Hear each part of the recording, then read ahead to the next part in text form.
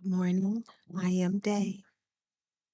DAA are my initials. I am in recovery from loss, grief, trauma, and addiction. In my years of actively pursuing intentional wellness and recovery, I have come across various tools to put in my toolbox.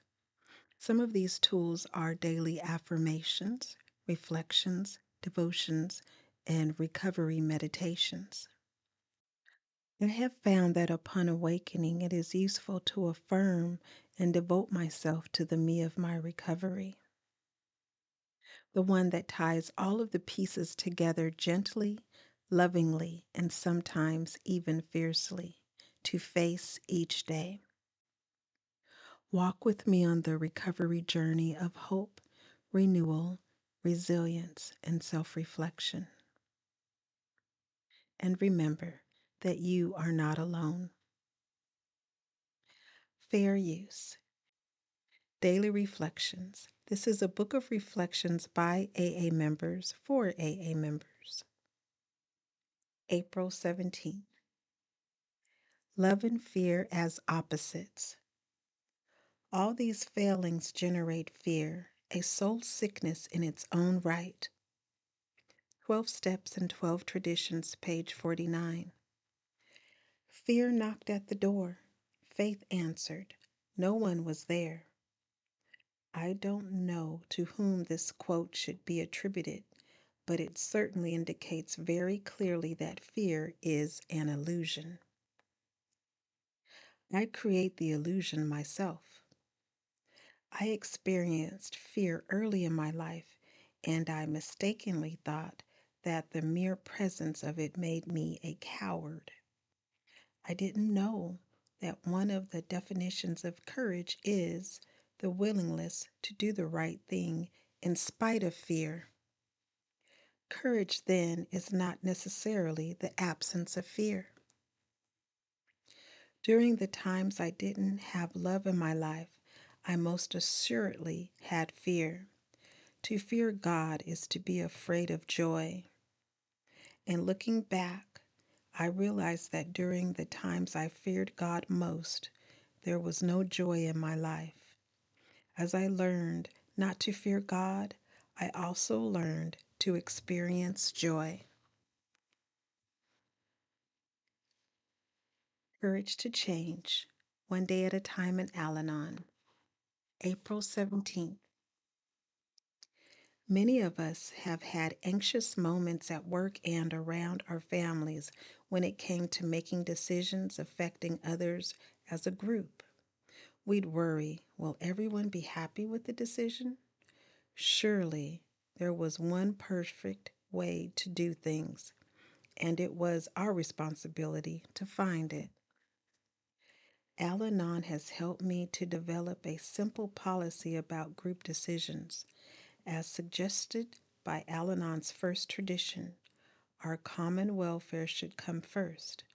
This tradition applies to the conduct of our Al Anon groups, but I find it useful in other situations too. If the group's plans seem designed to benefit the greater number of people, I can usually support them. I don't mean that I ignore my own needs and feelings. I express them, but others have needs too, and I must respect them. Such choices may not bring immediate happiness to me or to others, but ultimately we will all benefit. As the first tradition says, personal progress for the greatest number depends upon unity. Today's reminder: do I try to force my will on others in group situations, or am I learning to respect their rights as well as my own?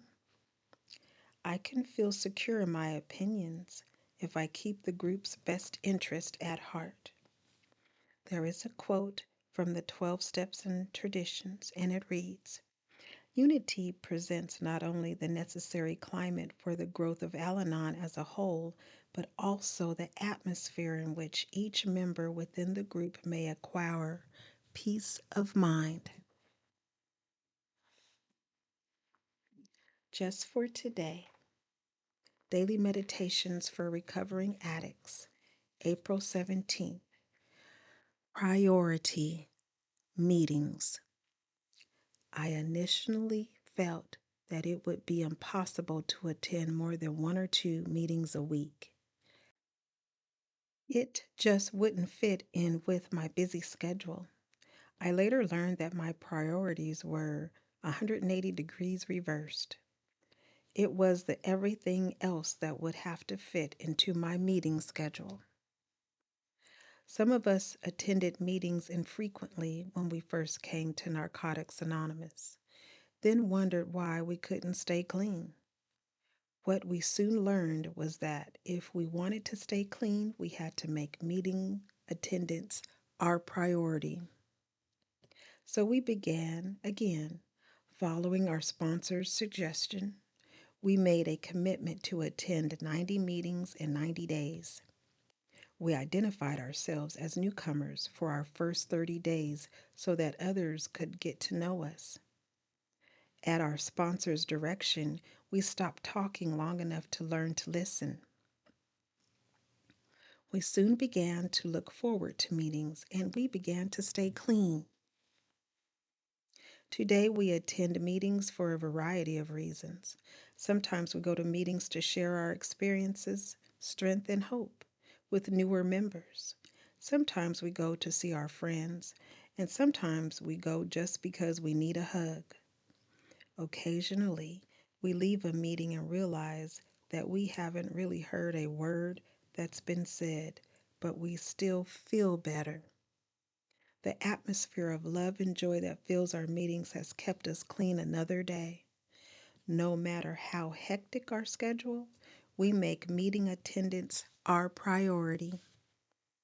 Just for today, in my heart, I know that meetings benefit me in all kinds of ways. Today, I want what's good for me.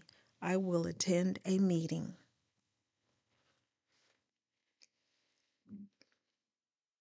Today, Emotions Anonymous, April 17th.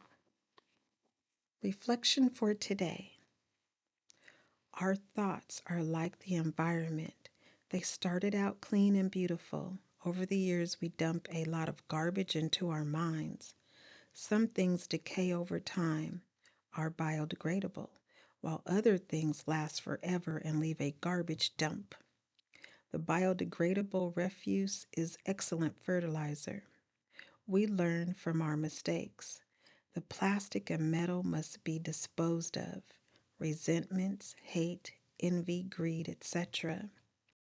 Just like the environment, there is a need for a one time wholesale cleanup.